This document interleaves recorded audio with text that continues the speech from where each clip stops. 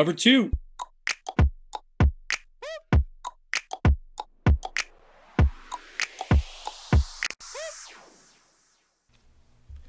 Welcome, everybody, to the Cover 2 Fantasy Football Podcast. I'm here with my man, Houman, like always. How's it going, Houman? Hey, Will, how's it going, man? Get really excited here that we're getting closer and closer to the NFL rookie draft, and really looking forward to talking about some of those quarterbacks with you here. Yeah, me as well. I mean, we've got a bunch of new ones this year. It looks like at least 5 of them will probably go in the top 10. That's what's forecasted right now. So a big group of quarterbacks, and really they could go differently. You never know if they're going to go 1, 2. As far as the guys that there are, I think we all know the number one is probably who's that going to be, and hopefully number 2. But after that, it's a crapshoot.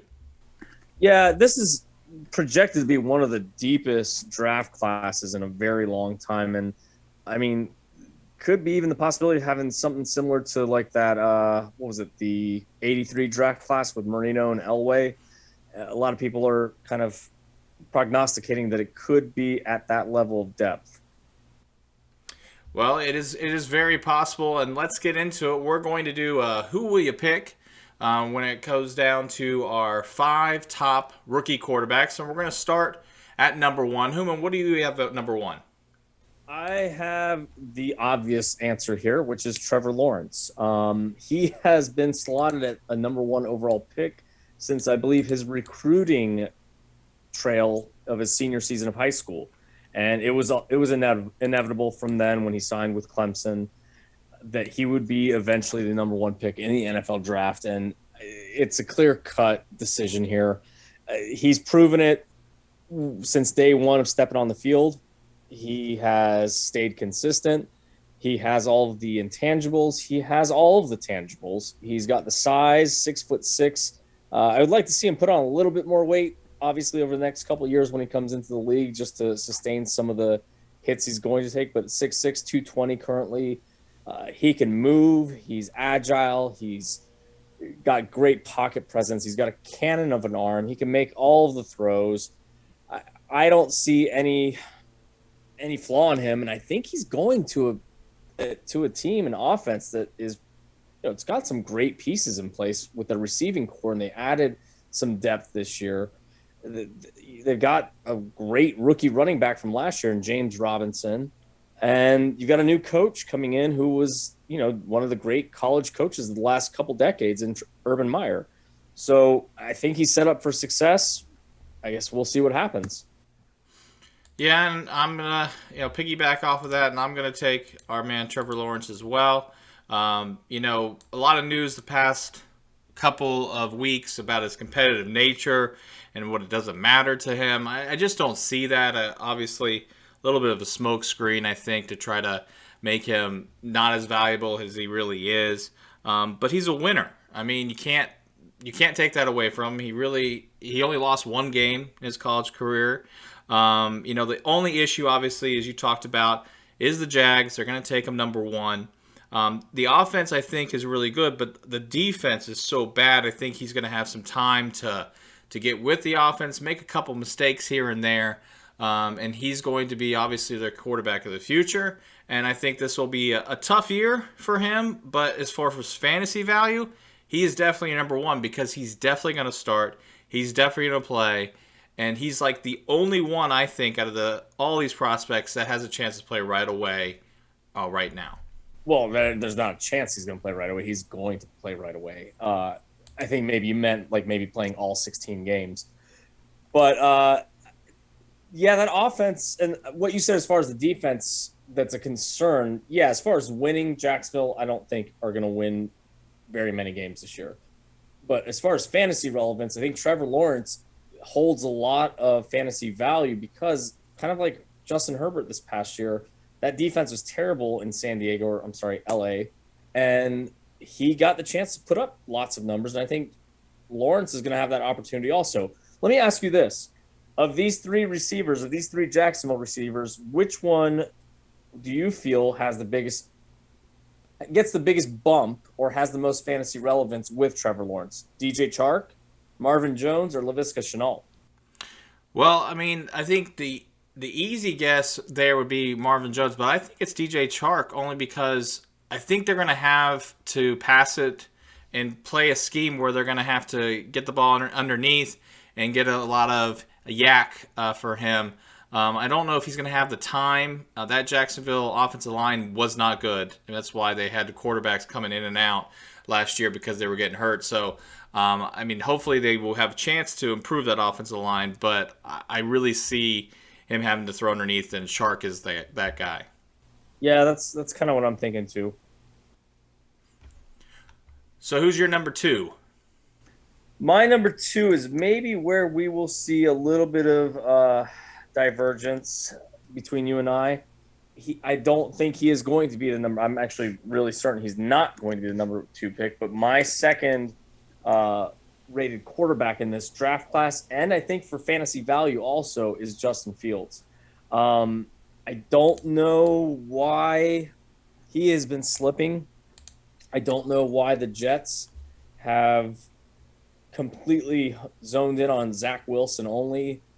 I don't even know why San Francisco, even at the third spot, is debating between Mac Jones or Trey Lance or Justin Fields. I don't get it. It's not a size issue. If I told you that Justin Fields is actually weighs more than Trevor Lawrence, would you be surprised? Because he does. He's 228. Trevor Lawrence 220. He's only 3 inches shorter than Trevor Lawrence, who's, kind of an outlier for height there at 6'6". Justin Fields is not a small guy. I don't understand where this narrative is coming from as far as him holding up and not being able to stay healthy is coming from. I think he's a proven leader. He did it at two different schools in the college level. He did it against some of the greatest competition in college sports. I remember his recruitment too. He was the number one QB coming out of high school.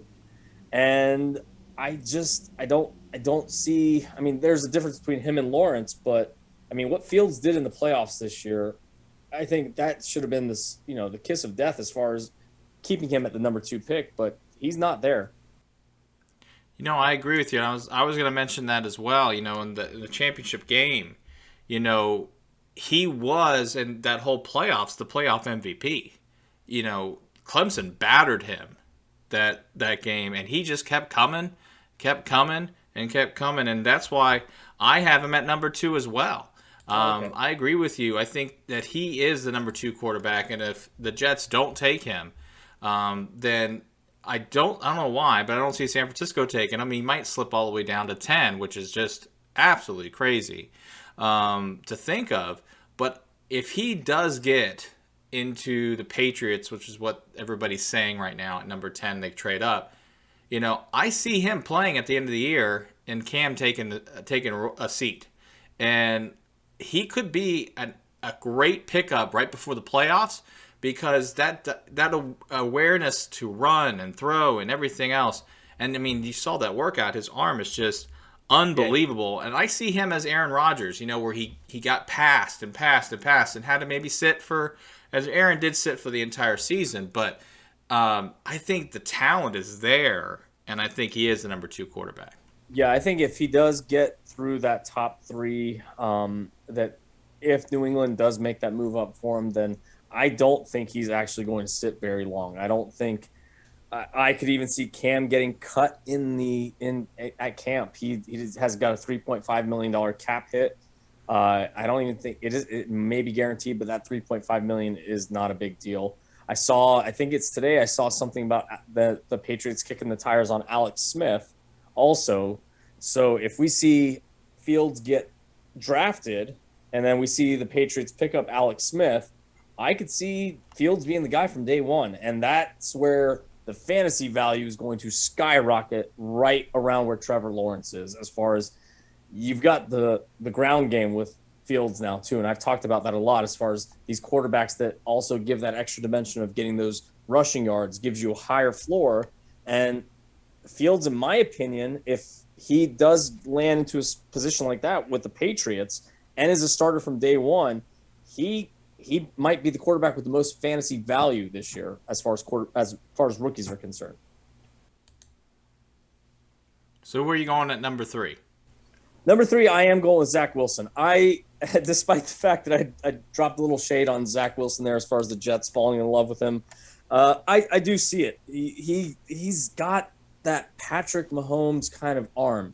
And the way I kind of related it the other day, I was thinking about it, is what Steph Curry has done for people shooting threes. I think Patrick Mahomes has had that same effect on quarterbacks, younger quarterbacks, where, I mean, you saw it at his pro day. The guy was running to his left with his body torqued to the left and made a throw across his body to the middle of the field while he was past the left hash mark. It was pretty unreal. And he dropped a dime about 40 yards down the field. He's got mobility also. He's got a strong, lively arm. I just don't know about the talent, the talent he's played against. I don't know if that's going to measure up to the likes of like a Lawrence and Fields. But, I mean, you look at the film, it's there. I can see what the Jets are talking about, and I can see what they want. And if he does land with the Jets, he is going to be starting from day one. They let Darnold go. They traded him away to the Panthers. So he will have some fantasy relevance. I think that's a pretty decent situation, too. Like, the Jets weren't the worst thing in the world to watch last year. I mean, they've got PFF has them ranked as the 19th off line. With offensive tackles. They've got a decent, set of receivers there.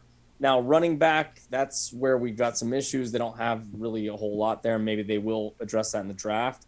But we'll see what happens. I like Zack Wilson, though.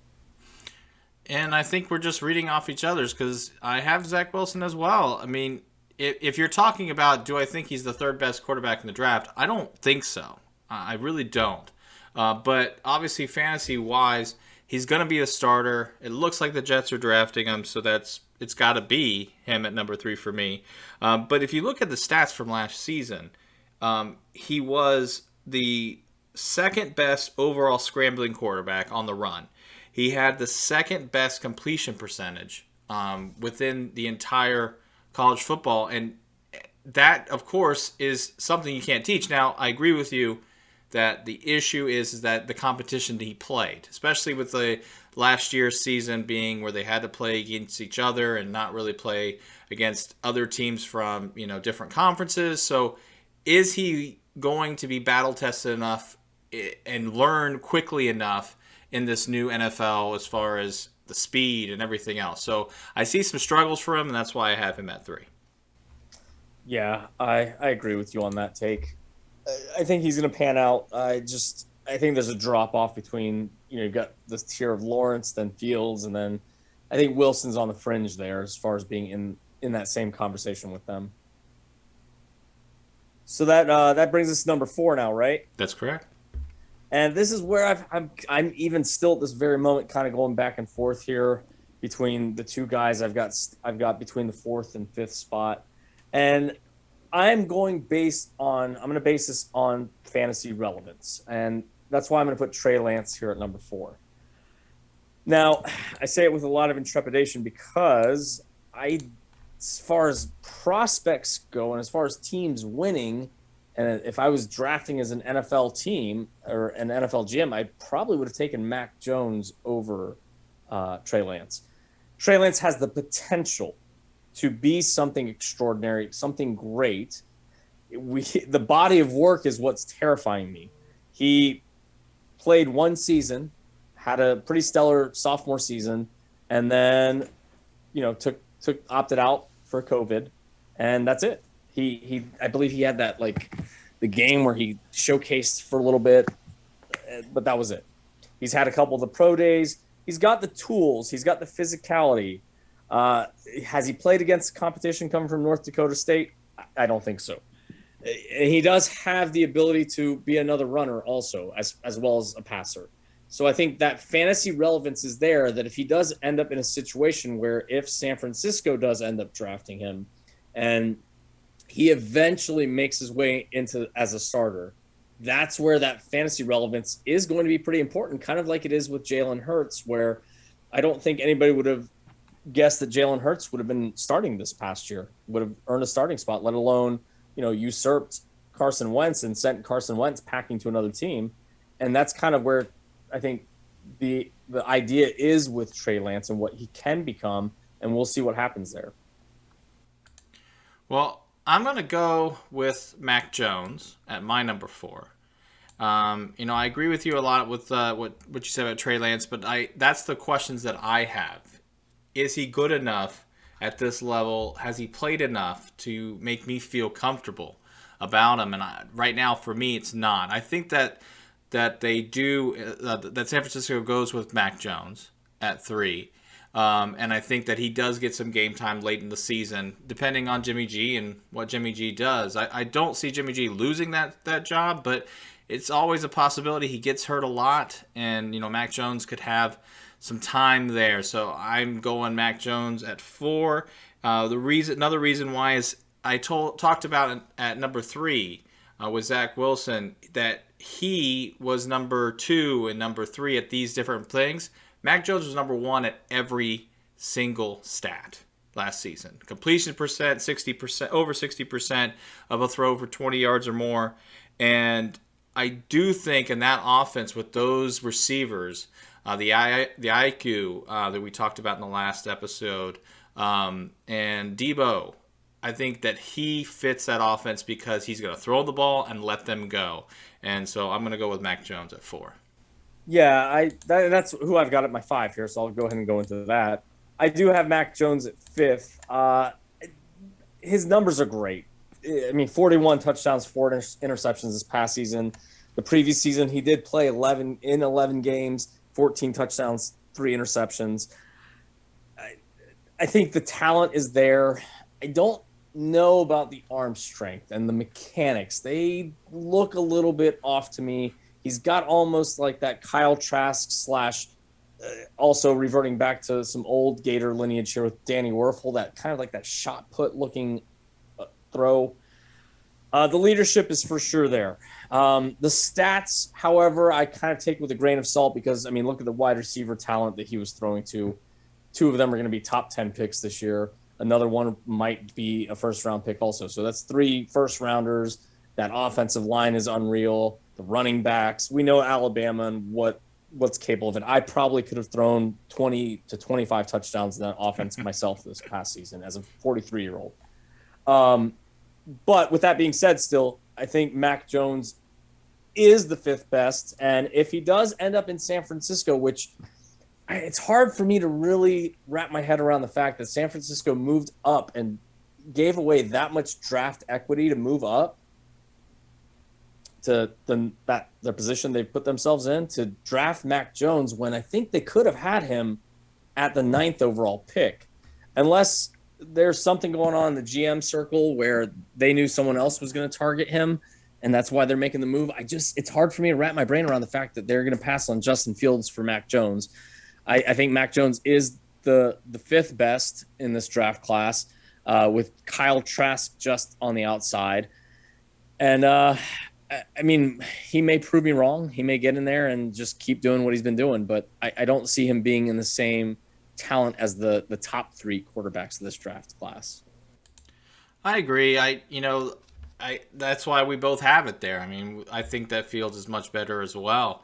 And you kind of mentioned, and maybe even stole my last choice right here, because I'm going away from Trey Lance and I'm going to take Kyle Trask. That's my number 5. And I'm doing this based upon one thing, and I think I don't think the Falcons are going to take a quarterback. I don't know why, but I don't think they are. If they do, it's probably going to be Trey Lance. And if they do, then Trey Lance is definitely more fantasy value. But if they were able to take a wide receiver or Kyle Pitts at 4, they could get Kyle Trask possibly at the late first round, possibly even in the second round at their pick. And that is a guy that I think is dangerous. He's tall. He's elusive. And when he was healthy, he was one of the top Heisman vote getters going into the middle of the season. So I think Kyle Trask is a star that could be possible. Even not being a Gator fan myself, I did get to see him a lot this season. And so I really like his upside in this league. Yeah, I think he makes. I mean, I think he can make the throws. I being a Florida State fan, I don't like saying it, but I think he is a good quarterback, and I actually would be happy if somehow my team, the Buccaneers, were able to grab him in the late first round. I'd be okay with him at the number 32 pick overall to stash for a couple seasons to, then take over for Brady. I think that'd be a wise investment. I think he's a good quarterback, and I think he's going to be a good quarterback in this league. So as far as fantasy relevance, though, for this year, I don't see if he's going to get into a position where he's going to have the opportunity to really start this season, though. So that's kind of why I've got Trey Lance where I do have. I hear you. I'm just thinking that if Atlanta got him, that would be the thing. If Atlanta got him in the second round, that's the only way that it would be possible. I just don't know. Trey Lance is just so risky, I feel like, because of just the amount of time we've seen him and the competition he's played. Well, and that's why it's actually, it would be really good if he does end up in Atlanta. Matt Ryan is still a pretty great quarterback. There's no pressure for Trey Lance to start in Atlanta if he ends up there. He could sit for 1-2 years like Aaron Rodgers did and learn and figure things out and develop. And I think that would be the ideal spot for him to land because there's not going to be that pressure to push him into there. Especially if you see some of the mock drafts right now, you see Miami making another trade with Atlanta. So you could see Atlanta moving down to the 6th, acquiring some more draft capital, and still getting Trey Lance at that 6th spot. Yeah, I saw that too. And, I see Miami getting hungry for that. I mean, Miami's GM is all about this draft this year, going back and forth. And I agree with you that if they do move back, then they are taking a quarterback. There's no doubt because they'll get the capital to do it. And they'll be able to even get a Fields, possibly. You never know. Yeah, and he is a home state guy from Georgia there. It's going to be really interesting to see how this all unravels. I think it's going to be one of the more exciting first 10 picks that we're going to have in quite some time because of those 5 quarterbacks and to see how things shake up. And also, I think the big thing that's the linchpin in all this is going to be Kyle Pitts too. Who wants him the most and who's willing to move up to get him? And then also, once we see what happens at number 3 with San Francisco, when they make the decision on which quarterback they're taking, I think that's going to end up setting off a lot of dominoes in that top 10 of this year's draft. Well, one quick question for you before we go. So we talked about Trask. We talked about the other 5 that you mentioned. Who would be the next one after that, you think? Mond? So I've got Trask at like 5B.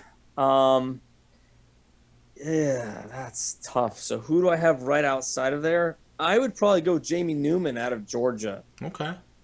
I think he's had a pretty solid body of work. I do like Kellen Mond in a sense. I don't know if he's a total NFL guy. I think he can be one of those backups in the league for quite some time. Another guy that I think actually is probably going to be a better NFL quarterback than he was a college quarterback, and I think that's going to be Felipe Franks. I've got him in my top 10 as far as rookie quarterbacks. I think he's got the frame, the size, the arm talent, and he's got the ability to stay mobile and to stay upright in the league. And I kind of almost like a slower Cam Newton, if you want to put it that way. It's true. I mean, I like Sam Ettinger from Texas a lot. Yeah. I think he's a lifer kind of guy. I don't know if he's a starter ever. So fantasy value, he's probably not going to help you, but I think he can definitely be like a Colt McCoy was and just be a backup anywhere. Yeah, I can see that. He's a tough kid with a good arm and comes from playing against tough competition over at Texas. Well, that's our episode on quarterbacks. We're going to come back in a couple of days, and we're going to go over running backs, and then we'll hit up with our pass catchers at the end as we gear up for the NFL Draft on April 29th. Excited about that. But for now, make sure to like and subscribe, and have a great night. Cover two. Cover two.